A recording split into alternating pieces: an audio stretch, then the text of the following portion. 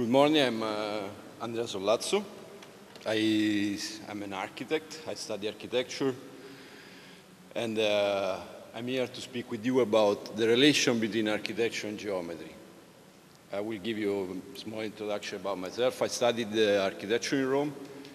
At the moment I live in Belgium, where I work for San Luca School of Architecture, where I teach in the Department of Mixed Media, and I do, together with Dirk Kullebroek, some course for students of the first year, where we use the Rhino, a digital computer software, and I the computer software for 3D modeling and 3D geometry. We use this software to help the students of the first year to approach with the three-dimensional space, to start to understand the space, to start to navigate the space, and also to try to give to them the sense that what they see on the screen and what they model on the screen as a reflection on the reality actually is a kind of reality.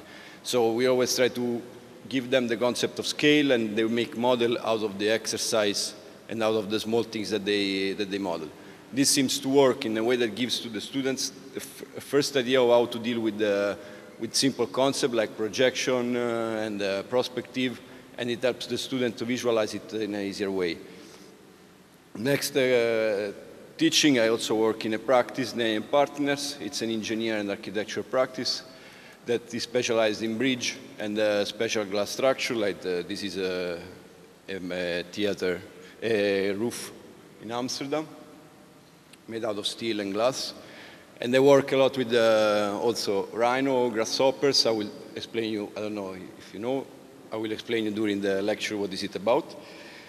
And so what I will try to do today together with you, first of all, like, I'm not a mathematician or a scientist, so forgive me if like some terminology about mathematics or my knowledge, my approach to mathematics maybe is a bit naive, but this is how I see it as an architect and why I think architecture and mathematics and geometry, they are connected, they should be connected, and it's important that this connection is kept alive.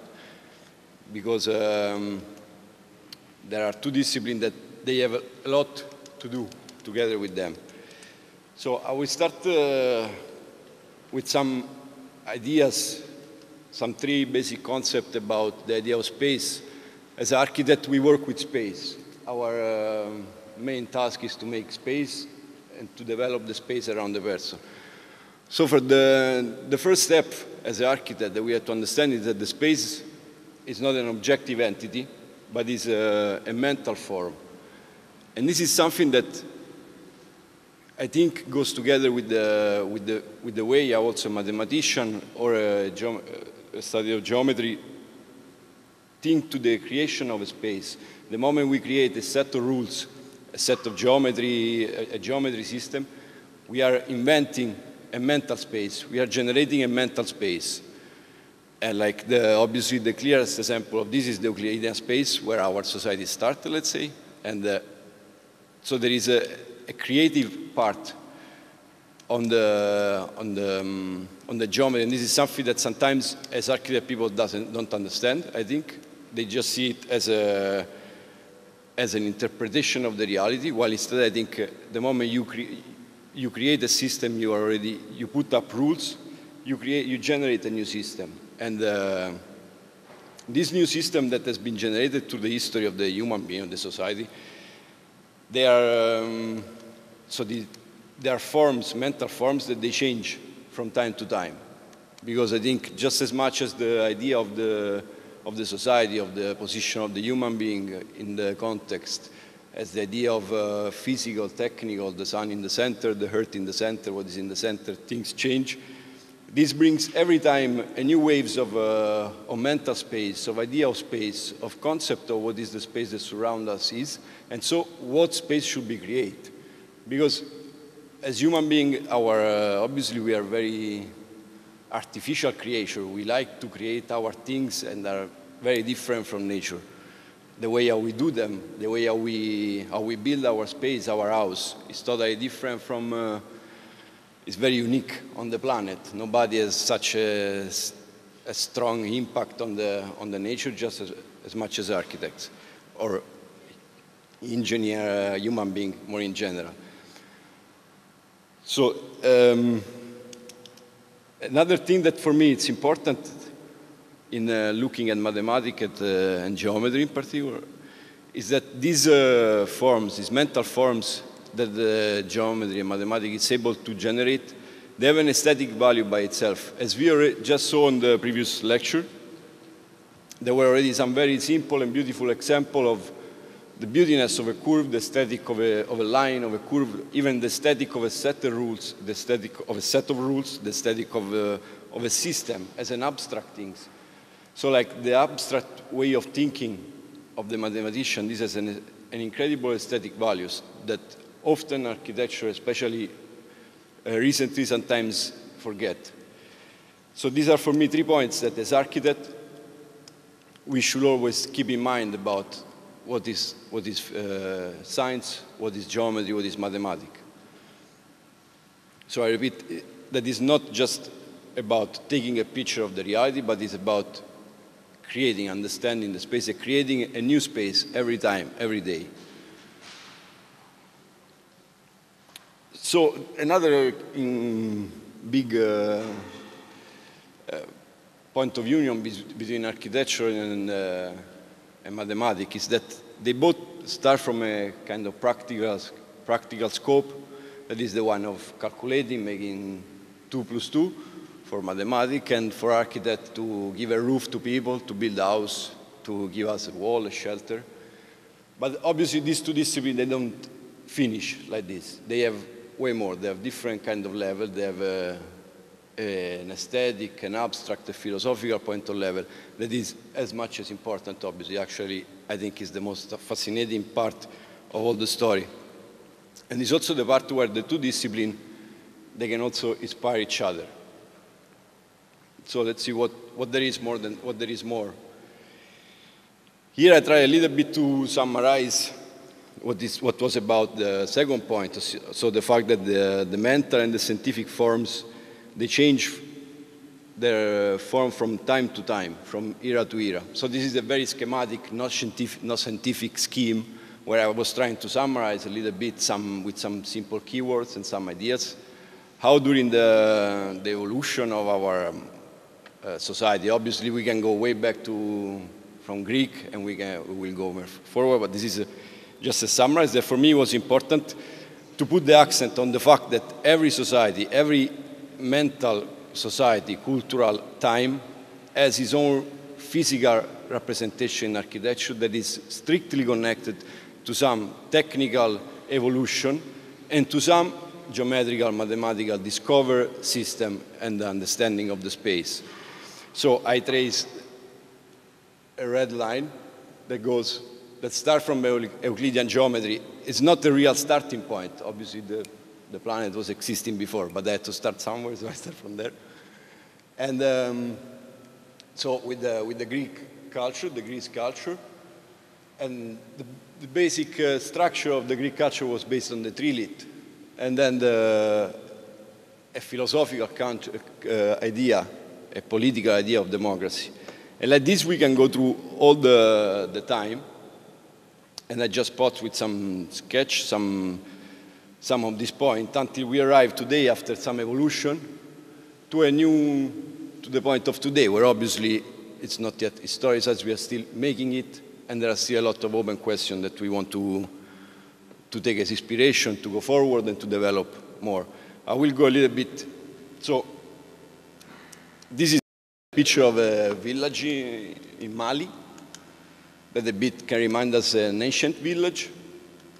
So if we start to see some of these most extremely ancient or extremely unevoluted, let's say, agglomeration, city, grouping of people, what we see as a kind of image is this, as a kind of geometry. So we can see the house are often a round shape, the path are a little bit wobbling, and it's more something that gets closer to a natural way of organizing, a bit of chaos, and we know there are a lot of theories about chaos. But then my question is, what happened from here to here? This is a piece of Los Angeles. It can be a piece of a lot of our modern cities. the one that actually we are designing. And I just wonder, I asked to myself, what happened? What this mean? What is the meaning of this change? What does these two things represent? Like these two strongly geometrical difference, like you can see, this is a strict grid, orthogonal angles, 90 degrees, everybody is in his own cell.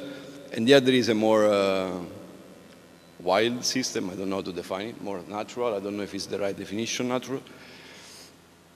Do we miss something maybe in our evolution? Maybe we synthesize too much, maybe we summarize too much, maybe we reduce ourselves, or maybe efficiency took a way too higher weight, or maybe it's really a sign of evolution because the complexity moved to a different level. So what look more simple, maybe instead hide the more complex level of geometry and of society.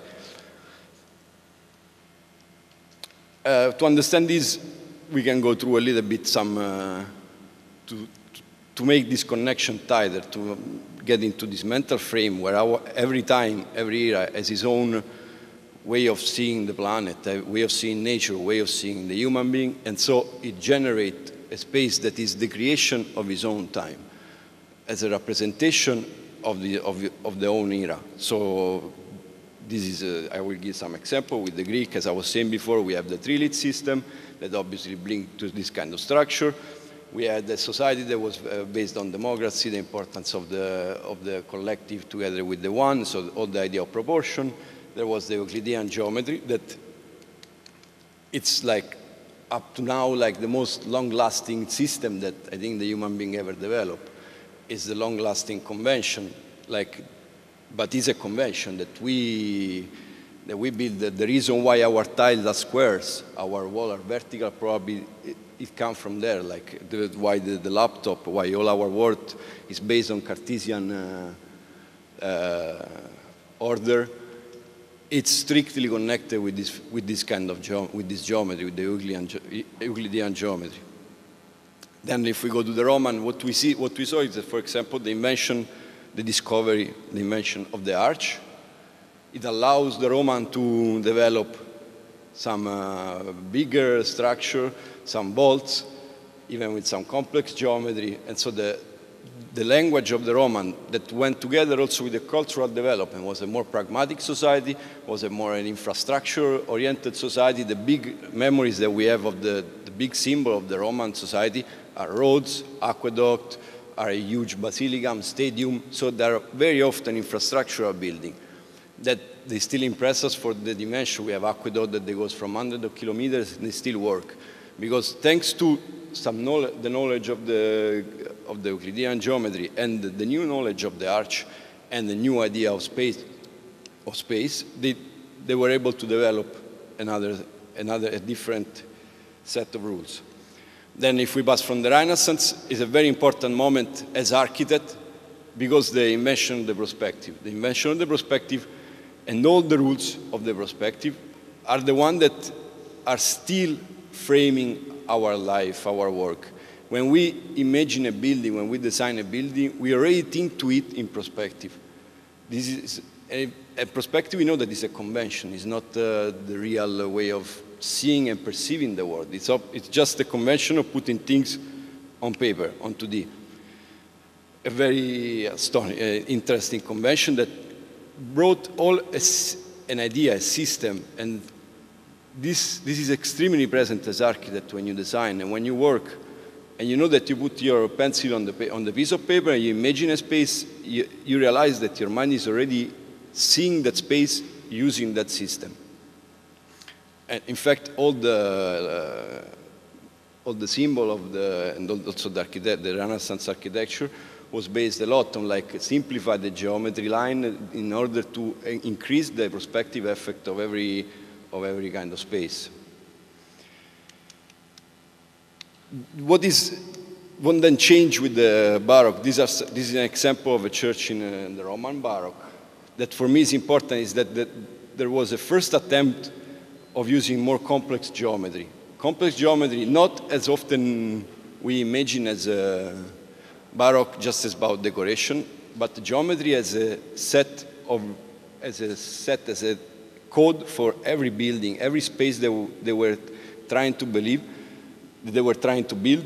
It was following a geometrical system. It was not just the juxtaposition of space of vertical walls, but there were strong geometrical construction and quite complex geometrical construction that they were basing on which construction all the apparatus was based, from the floor plan to the smallest part of the decoration. So like also the decoration, also they were referring to the same geometrical system that the architect established for that idea. This was the idea.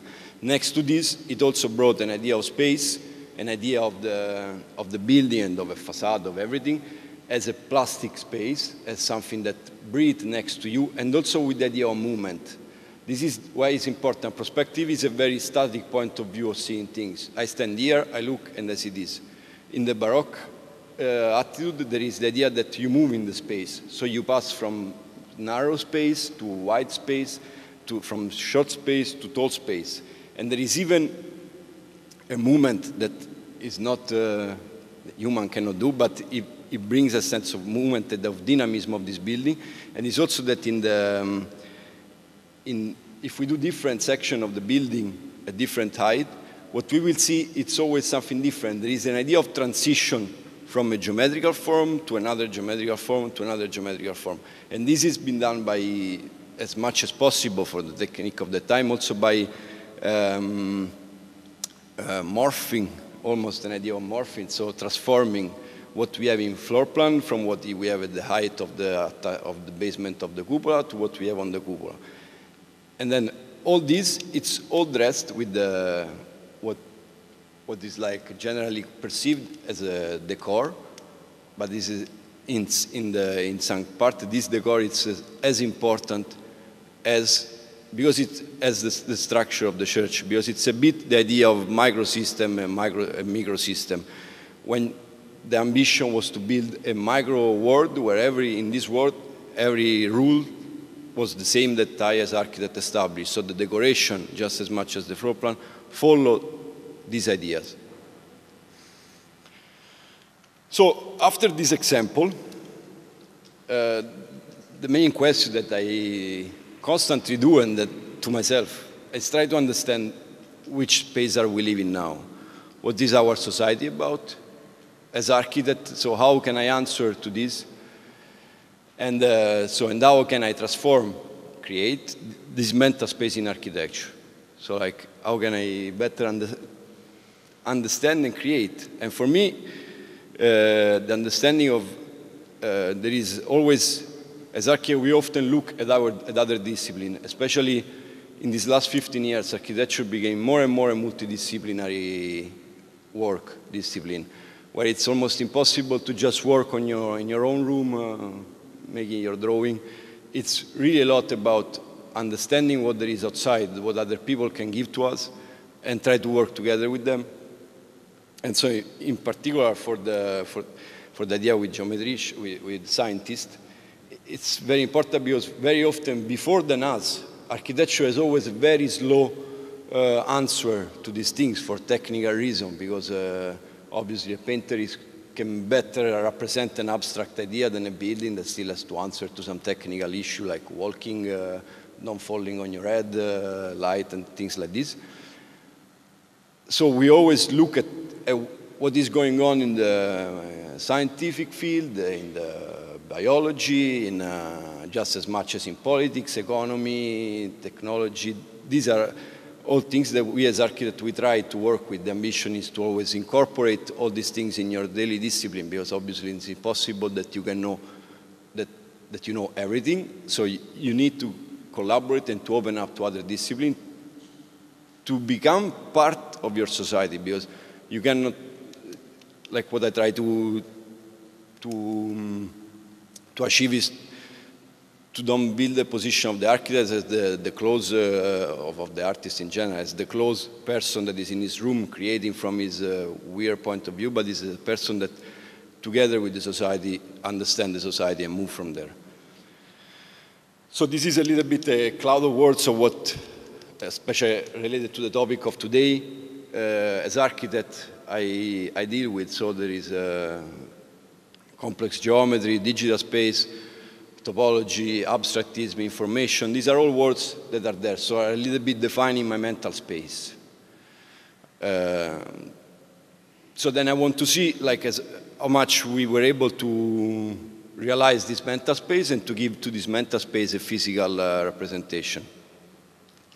This is a quote from a Dutch architect, Ben van Berkel, that I just read it recently, and I think it's very funny because it's a kind of true, like we all live in iPhone 5 phase, and architecture is still in the Walkman phase. What does he want to say with this? That it's very hard, nobody has problem in changing his phone or in changing the way of dress or in changing also the way of thinking, but it's very difficult to adapt to live in a house that doesn't have a roof, wall, and window. Like a lot of us, when we want to find a house, then we go back to some very rudimental and simple, but they still work, standard, let's say.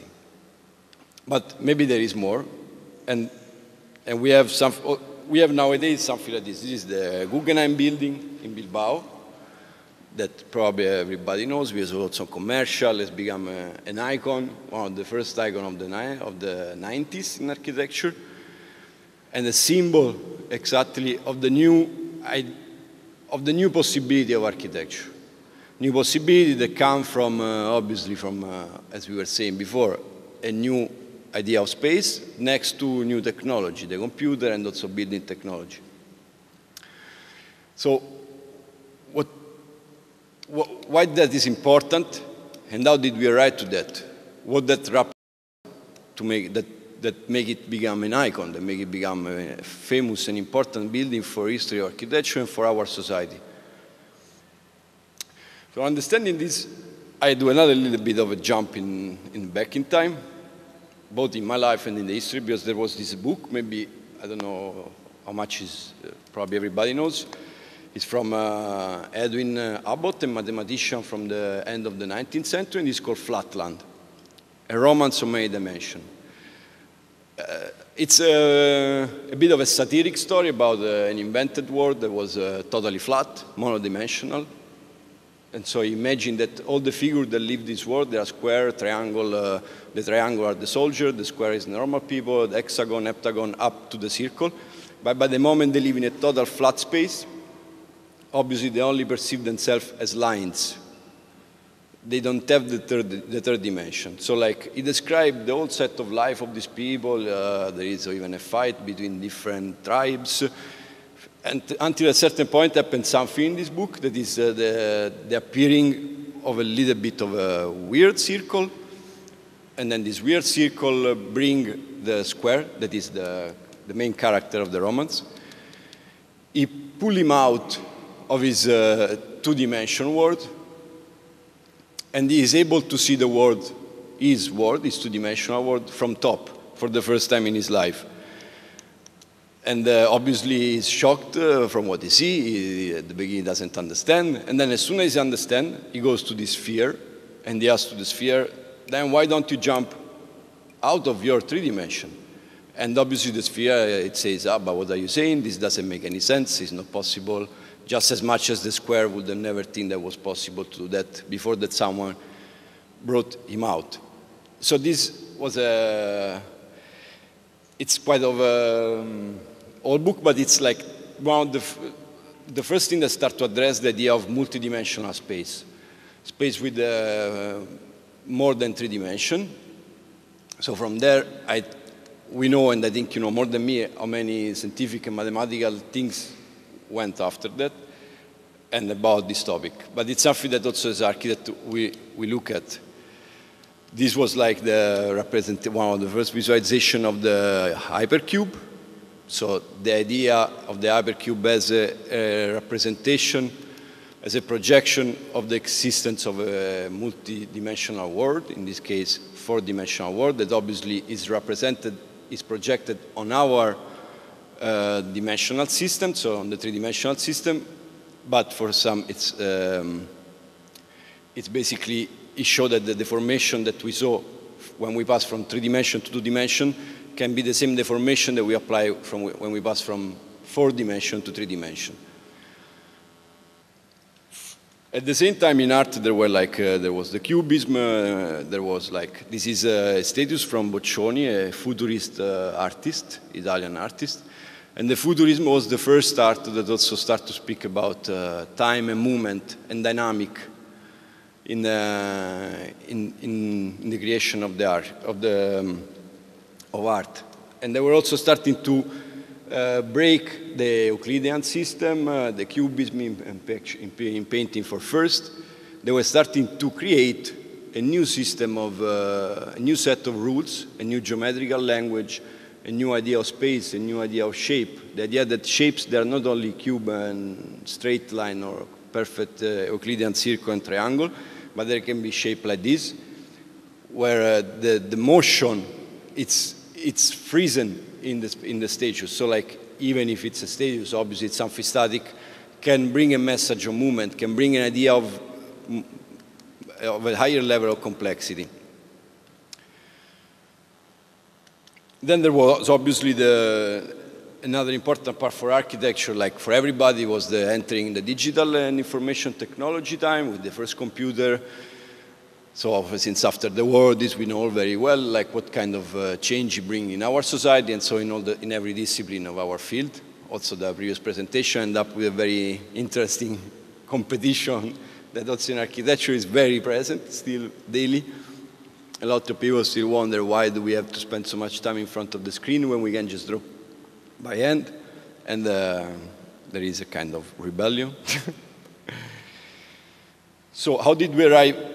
What happened in architecture, as I was saying, with always quite a bit of delay, because this is one of the first examples. Antoni Gaudí is a Spanish architect that built a lot of stuff mainly in Barcelona. And he's the first architect that started to deal with extremely plastic forms, almost sculptural form, but they are sculptural in the measure that they are so big that they become architecture. So you need to have also some structural and some strongly physical and geometrical knowledge.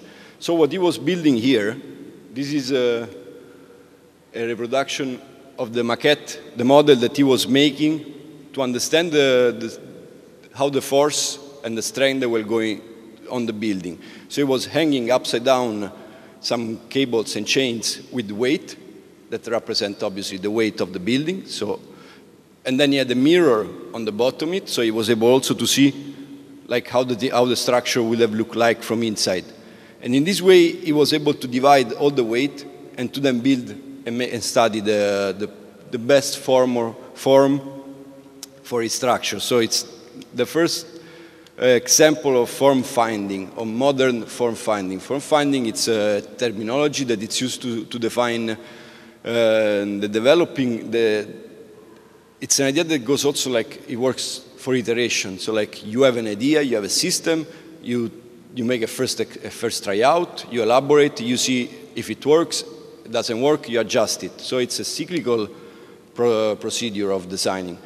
So like you have an idea, you have something that you want to achieve, and you start to put weight, and then you see, but can I have a higher span here or a longer span here? What happens if I divide this weight in 10 small pieces and I connect them? In this way, he was defining the shape of the main structure of his building. And then next to it, there were some expressive, so he was starting to use complex geometries, starting, even if it was not yet really there, some idea of topology of the space and of topology geometry of complex surface, not Euclidean space, and stuff like this. Then obviously in the 60s, there was actually quite of a jump, because after this arrived all the modern movement, the rationalistic movement, and the series, the rationalist grid. The Industrial Revolution became one of the main force. So we had all example of like the modern box, the big building blocks and the concrete box, the grid as a structure for organizing the society. So for all the 30s and 40s and 50s, and 60, I would say that under a certain point of view of complex geometry, the research was was not one of the main topics. The geometry was simple because it was strictly connected to the production technique. So the module, the systematization, and the infinite repetition of the same element. But there are some experiments, some examples, especially then from the 60s, these things start to develop more and more. So this is the JFK Airport Terminal that has been done in 1962 by Eero Saarinen. And this is a structure with the concrete shelf. So it's for that time, and it's quite big, and it's for that time, it's a very complex and one of the first examples of such a structure where you use the geometry of the shape. So the shell has its own, before there were only the flat roof, so we were adapting and making it strong enough to have, it's a bit what happened with the Romans, but this more on a different way, so because there was the concrete and the steel, the reinforcement, so we were able to create shelves that has its own strength already in the shape. So the form is strictly connected with the performance of the element that we are generating. And next to it, obviously, there is an idea of space where you start to see that there is an idea of continuity in the space. I'm sorry that the picture is a bit not super clear, but there is a continuous space that goes from your feet to your ceiling, and the space is something fluid. It starts to be in this way. This is why I mentioned the Baroque before, because there is a connection that goes to that, because there is again an idea of dynamic in the space, an idea of fluidity. This is a German architect engineer that also did impressive stuff. He's still alive, and this is a huge grid shell in Mannheim. You can see a little bit. It's a wooden structure, basically. And also here, the process of form finding and defining the best form for orienting the shape, the force of the structure, as a big part of the job. It's actually one of the main parts. So we developed a trick, a system, a technique as a form finding process. He was working with soap, so we know that water with soap, it automatically defines the shortest sphere before breaking to cover a space, the shortest surface. So inspired by that, what he was doing, he was building a huge system, very complex system of cameras and the maquette, where he had all the boundary condition and the surrounding boundary condition. Then he was immersing this in some water with soap, extracting it, and taking all this picture as much as possible, and then elaborate the picture, studying the picture, and from there helping himself to develop the best shape to build. This is another image of the same story with the guy where you can see him working on, to develop something like this. So this is the first case of a huge tensile structure that was been done for the Olympic Stadium in 1972. And we see that here the geometry is no more the one of maybe still Euclidean geometry, but it's no more the simple one of even of the Roman, even of the Baroque. We have soft surface, we have topology surface.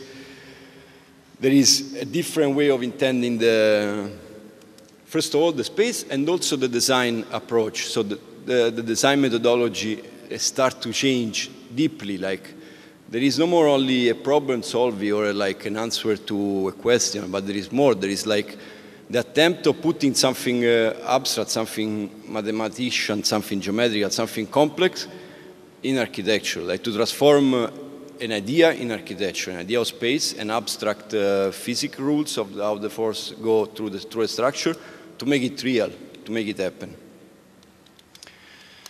Then in the 80s and the 90s, we start to develop this movement called deconstructivism in architecture. That is like one current of the 1,000 that there are. But this, for our topic, is quite important because it defined then definitely a new, different approach to the design methodology. By what? By abstraction, by increasing extremely of abstraction, not on the final product, but in the process of designing, in the way how you design.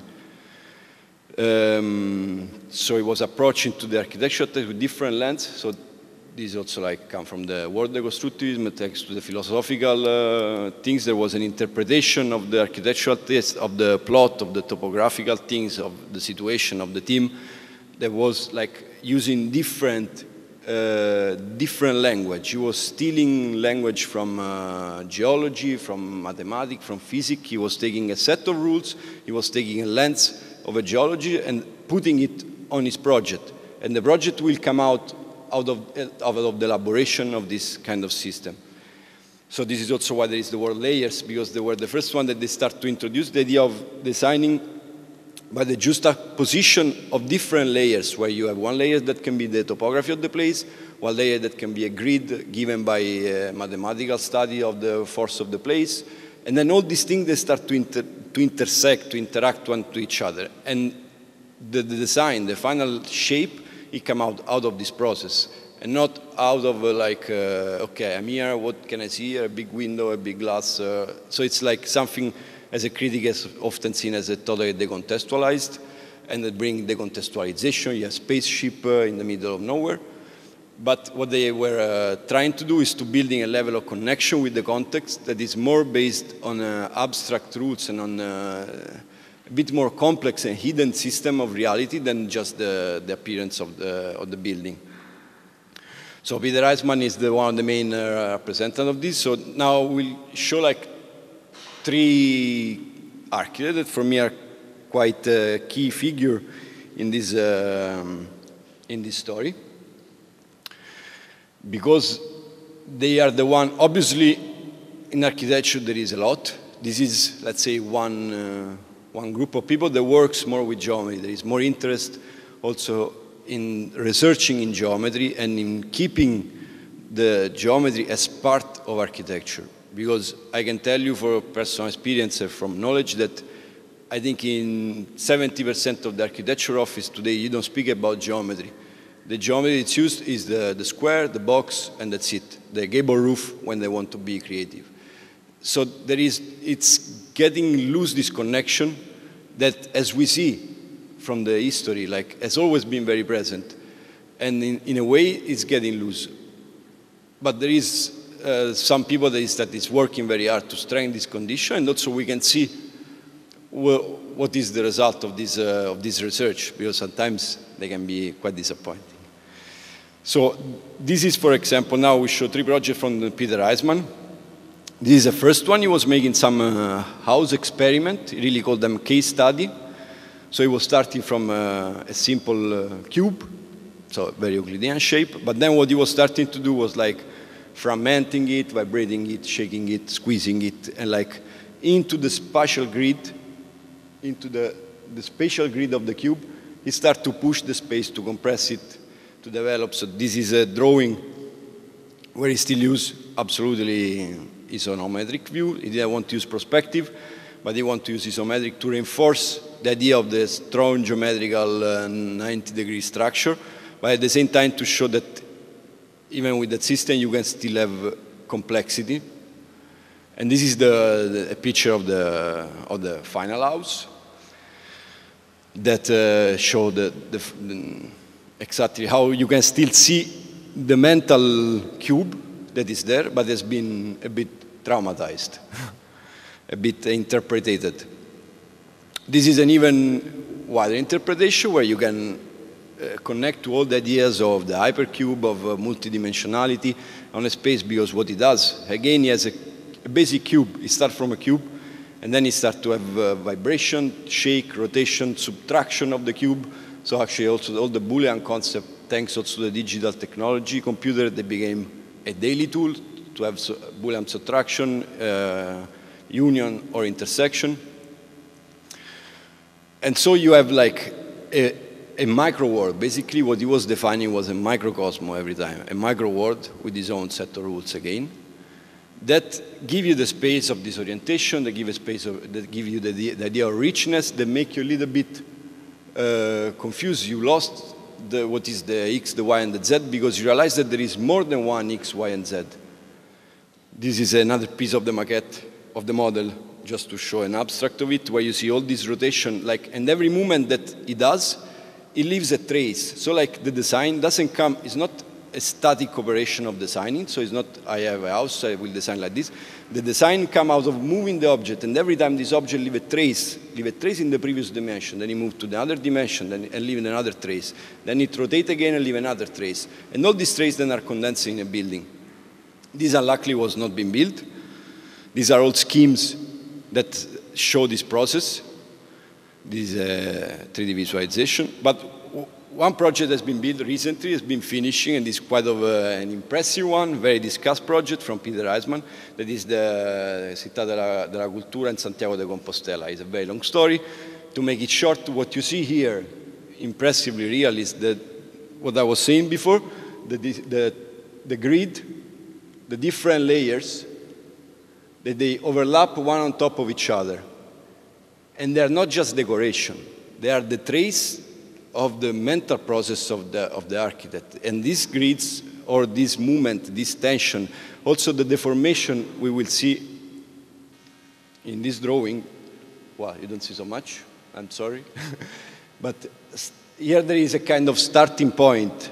Maybe this is a bit more clear. There is a kind of starting point of the grid, of the topography of the place. And then you start to push, to squeeze, to tear apart, obviously without breaking the continuity of the space. So that there are no cuts, there is like, it's the same space, the same surface, they mutate.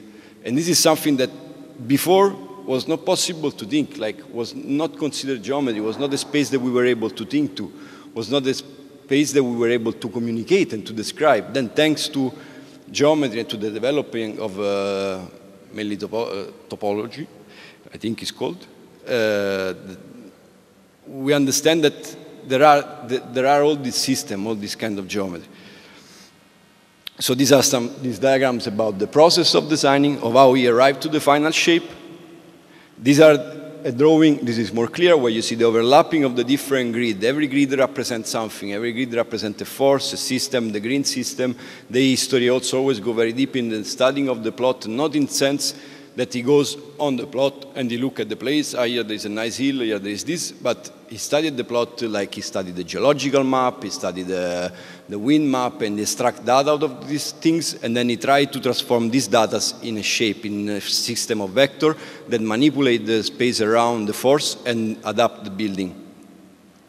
So this is a model where you see that the building, it's really like, it's a tectonic eruption. It's like the ground that get deformed, but doesn't get deformed in a camouflage way, because as you can see, it's very visible that the building arrived. Something appeared, something happened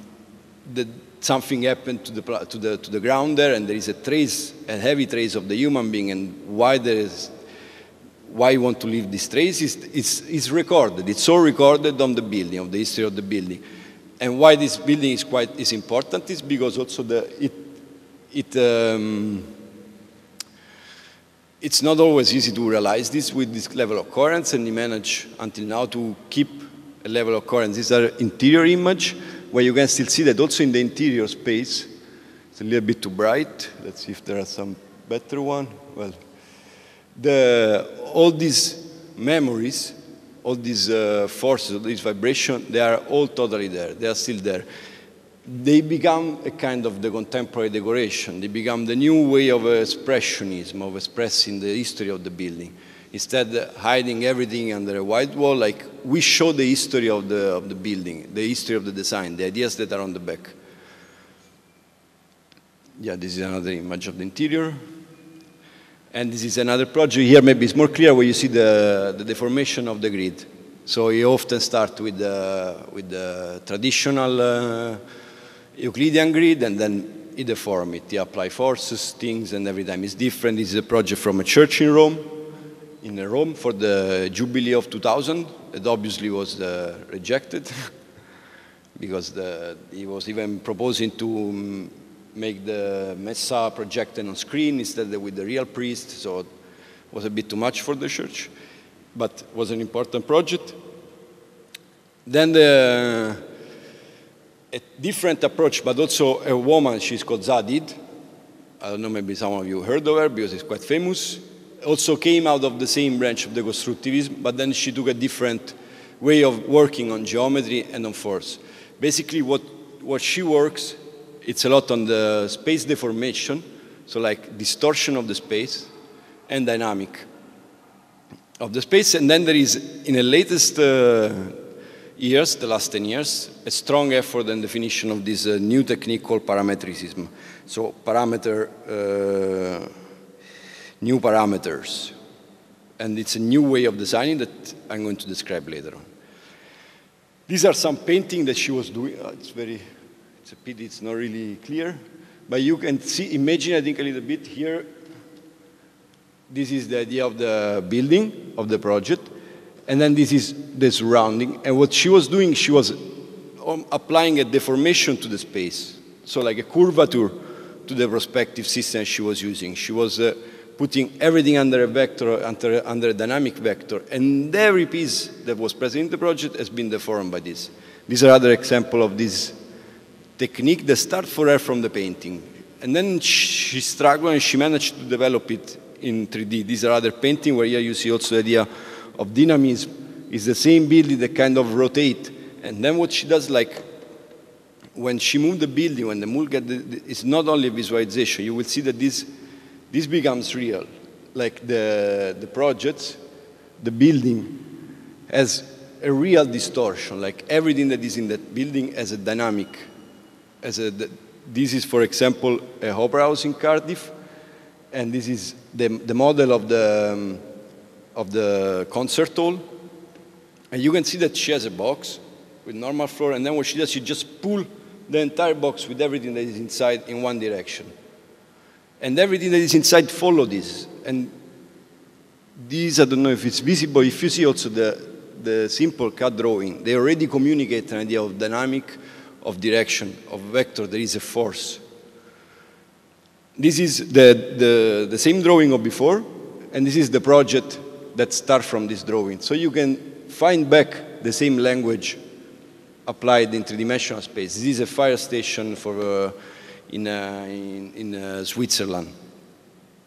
This is a project for Rome, where you can see again the level of the formation of the whole space that she adapted. Then she also overlapped layers, and out of this kind of project, the project is here. It's a museum, and I mean, the biggest critique is like, it's a spaceship, it's not connected with the existing environment. The bigger lover of this building said that instead he creates a new space, he creates something new, he develops a new kind of space that connected and evaluate and give even more importance to the existing space. So what she does, she introduced the idea of dynamic. This is an extremely fluid space. It's a museum space. It's a museum without room. It's like a constant corridor. Everything is always flowing and dynamic. This is the interior view where you're always on a path, on the way. In the latest 90s, she has this partner, Patrick Schumacher, who is a German architect, philosopher, and he worked together with her to develop a new theory that come from parametric design. They call it parametricism. So it's the idea of designing building and forms and shape by parameter. So like you don't build anymore a cube or a shape, or you don't draw a curve, but you simply program, or you design the system or rules that define that curve. We all know for a circumference there is a function.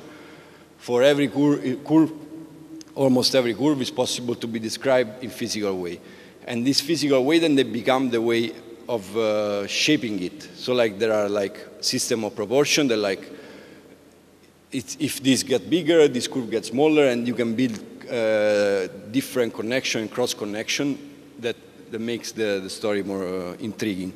So this is an example of a master plan using this parametric technique. Like you were starting, this is also drawing a study from Frey Otto, the same architect before, where they were studying the shortest path. So from going, you have a neighborhood, this is a new area that they have to develop. These are existing buildings, and then they start to study the shortest path, all the dynamic in the space, how to go from A to B, which were the different paths that you can take, and these are previous study about the same topic, and then they use this as a force for shaping the building. So like, now I put it a bit simple, but let's say, more far I am from the center, taller is my building. So like, if I'm here, that I'm more far from other building, you will see that the building volume is higher, is bigger. This is a visual plan, a floor plan of that, the master plan, where you see that the shape that is defined from a set of parameters, and you can constantly update these parameters, and you always have a different set of rules. So it's also something that is given for projects that are becoming. But I will show a bit later after. This is an image of the same project.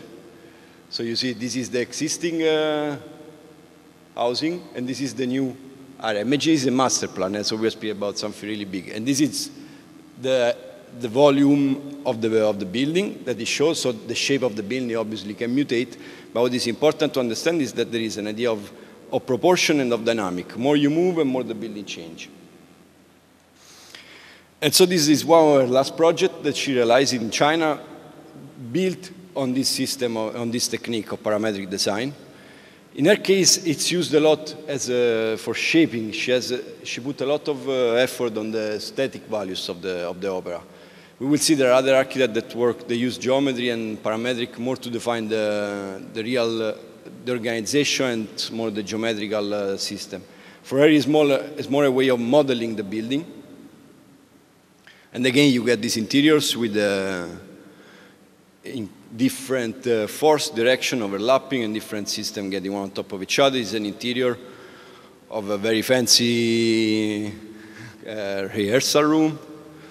This is also where the computer then starts to aid and geometry. Obviously, to build something like this is a bit more complex than build the house with the gable roof. So what you have here, for example, there are all the facades that are unwrapped and are unrolled in order to have the correct dimension of the paneling and of the structure. And these are all computer-aided studies to open the surface, because at the end it's a very complex polyhedron. Then the last one that uses a little bit more the geometry as a principle for organization and composition. How much time do I have still? 5 minutes. Okay, I will speed up a bit. Is this UN studio, Van Berkel, is the same guy that I worked before. I will jump this stuff to show this, for example, because he has design models, so he refers to topological and typological and system, model system that is part, that are these 5. And then he has one that he calls a mathematical system.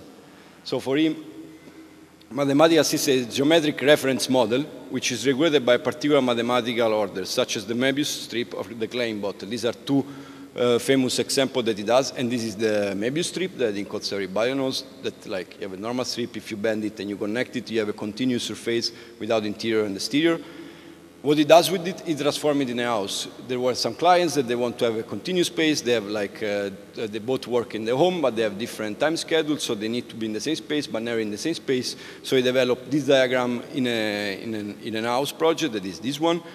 That is also like keystone on this kind of architecture, where like the reference to a new geometrical system, it's really evident. As often in Dutch approach, is very straightforward. Okay, we use it, we do it.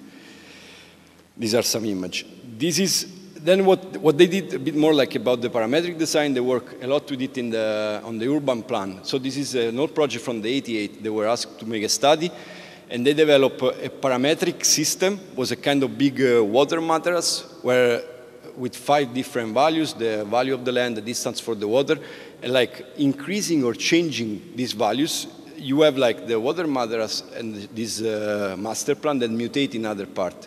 So these are different possibilities of mutation by applying different parameters. So they were able to say, okay, if this area gets more expensive, This, in consequence, will bring these other things in this other area. Then the green space should increase. And you can build all this in a total abstract program, in scripting, in programming. So obviously for architects, it became more difficult because not everybody is able to program and is able also to manage mathematics and geometry with such a complexity. This is a project where exactly is again one of these models that get realized in a very literal way, in a way. Like you have a constant stripe again, like a double ellipse, I think, that intersect and generate all the organization of the space. So they were using the geometric principle as the main principle of organization of the space. And it developed in this kind of continuous loop that go up to the building. And for building this, they developed an over-complex, also for the time, mathematical and geometrical model that was all informatized, was all put on the computer, because this allowed, like what you see here, first of all, is that the curve, the shape, it's all parameterized. There are all the parameters, all the geometrical construction are there. Because in this way, the 3D digital model that I think I have a picture, was here, the 3D model can be constantly updated. You have a hierarchical structure of the model, where if I change the radius of this curve, automatically it will change all the radius of the other curve or the shape of the building. So again, you go for an iteration process. You try, you say, okay, we need more space here, we need less space here, we need a bigger curve, or also another parameter is very often the technical issue. So for example, here there is all the study for the paneling. Yeah, you can see. For the paneling, for building the framework for the concrete. In this way, the computer automatically, let's say the moment that you have a 3D model that is parameterized in every single element, you can automatically export this to new digital cutting technique and molding technique to have the extremely precise and quick, relatively quick and simple outcome. Like with such a technology, they were able to build a building like this by almost the same budget of a traditional museum. This is a piece of the structure of to understand the complexity, the geometrical complexity. And imagine there are all the system, all the light, water, pipe, they all have to go in there. And all this was put in was the first BIM model, like three-dimensional model with all the technique implemented. In that case, in that office, they hire some experts in programming to do that, because obviously an architect doesn't have the skill to do that. But then what came to help us is, for example, software like Grasshopper, that is a parametric software, but it developed a easy visual layout where you have different formulas in different boxes like this, where you say curve, and then you take the curve, and then you can change the parameters, and then you have like divide curve. You have all the up to very complex series number, combination of series, Gaussian curve, and all the most complex things that by programming you need really like someone very smart that I'm not able, and then with this instead help in a more intuitive way to develop this kind of model. And then I'm going to show very quickly just some example of something that you can do with this. This project is based on the Voronoi algorithm. Like using algorithm before for developing architecture was not an option, was not an idea. Now it's almost becoming normal to get inspired and to use this as a form-finding process. So the algorithm of Voronoi, I think you know, like it's just the composition of cell, where then this line is always the bisector and this line is orthogonal. Out of this geometric system came out the building of the swimming pool in Beijing, that I think everybody knows, that is based fully on the Voronoi algorithm. And then it's been three-dimensional Voronoi algorithm. And then it's been coated with a special material. And then these are more like a little bit artistic and wild creation following this kind of generative architecture, parametric architecture. There are several definitions where you can, out of also of a small element that mutate, because the last thing, an important concept that changed from the rationalistic grid to this new parametric idea is that the rationalistic grid, the element is constantly repeated and is always the same. In these ideas, the element is a topological element. So you build the definition of the element is like a DNA, but the shape can mutate. So like these elements are similar to each other, but but it's the same element. Like the roots that between them is the same. The way how it works is the same. But it changes in dimension, in proportion, you can stretch it. And then by aggregating this element, you can get to this, for the moment, it's mainly on the scale of a pavilion and a small installation for technical problem, obviously, and money problem. But this is like one of the most interesting development. You see, these are like, it's an element, but it changed the dimension. So it's no more the repetition of the standard of the post-industrial revolution society. It's more the idea that you have your own DNA and the element adapt and mutate and change it in order to generate something that you neither know sometimes what is it at the beginning. So also this is why it's called generative architecture, because it's something that gets generated and then goes through a process of iteration. So these are just examples of the same story, and there are tons. If you just Google it, they're growing everywhere like mushrooms. And some more funny, some more serious, some a bit bigger like this. And that's it. Then this is just like a quote from the Flatline book, that is like when the square fly over the three-dimensional space. And so it's an unspeakable horror sights me. There was a darkness, then a dizzy, sickening sensation of sight that was not like seeing. I saw a line that was not a line, space that was not space. I was myself and not myself. When I could find voice, I shrieked along in agony. Either this is madness or it is hell. It is neither. Calmly replied the voice of the sphere. It is knowledge, it is three-dimension. Open your eye once again and try to look steadily. So this was the reaction of the flat square when he discovered the third dimension. So let's see. Thank you.